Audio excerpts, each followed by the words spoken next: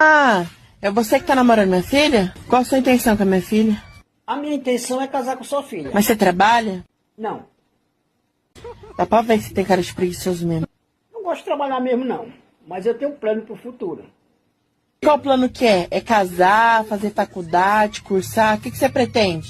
Quando nós casar, nós vamos ter 3 filhos, fazer o cadastro do Bolsa Família e receber R$ 600, né? É o quê?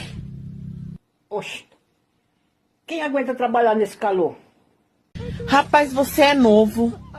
Você tem como trabalhar e você quer viver ajuda de governo. Vai dizer que a senhora também não recebe o Bolsa Família. Olha, rapaz, eu recebo sim, mas como a filha é minha, eu quero o melhor para a vida dela. O melhor sou eu. Não. O melhor para a vida dela é arrumar um cara que dá futuro para ela. Oxe,